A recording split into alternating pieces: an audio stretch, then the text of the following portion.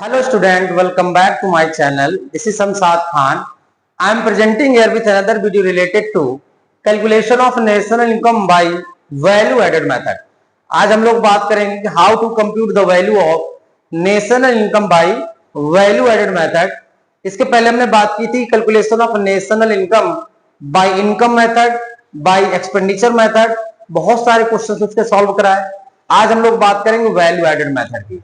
Value added means होता क्या है, जितने भी सेक्टर्स होते, प्राइमरी सेक्टर, सेकेंडरी सेक्टर और टर्शियरी सेक्टर, तो सब ने मिलकर के जो वैल्यू ऐड की. सपोज करिए कोई बंदा है, अगर फॉरेस्ट से, जंगल से कोई लकड़ियां लेकर के आता है और कस्टमर को 100 रुपीज में सेल कर देता है, तो उसने 100 रुपीज की वैल्यू ऐड कर ली. इसी तरीके से एक किसान है, फार्मर से जो व्हीट का प्रोडक्शन करता है और उससे मिल में जाकर बेचता है, तो जितने भी सरप्लस में बेचा वो उसकी वैल्यू ऐड हो जाती है. तो वैल्यू एडेड का फार्मूला है value added equal to value of output minus intermediate consumption.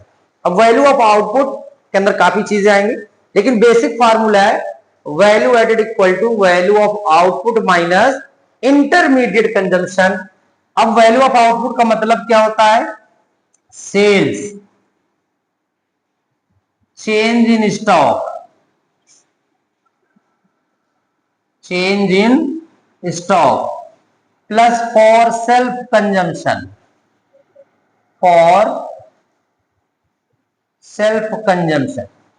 तो ये होता है वैल्यू ऑफ आउटपुट. अगर क्वेश्चन में वैल्यू ऑफ आउटपुट गिवन है तो value of output minus intermediate consumption करेंगे.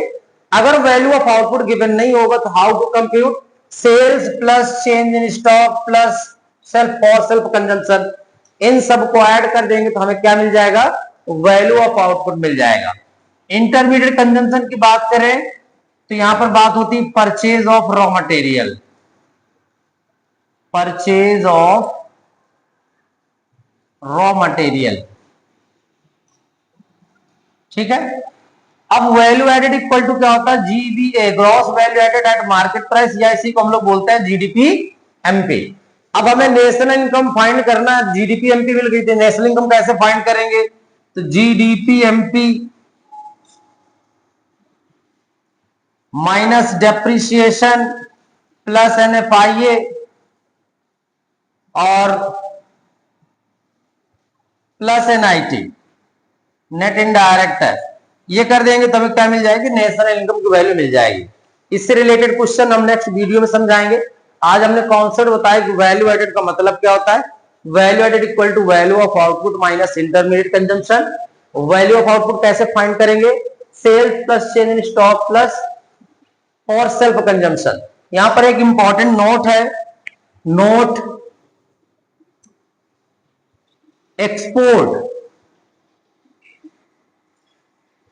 एक्सपोर्ट कब इंक्लूड होगा? एक्सपोर्ट सेल्स में तब इंक्लूड होगा जब डोमेस्टिक सेल्स होगी. When domestic sales is given, domestic sales is given. जब डोमेस्टिक सेल्स गिवन होगी तो वहां पर आपको एक्सपोर्ट्स को भी इंक्लूड करना है, और जब डोमेस्टिक परचेज गिवन होगी तो वहां पर इंपोर्ट्स को इंक्लूड करना है.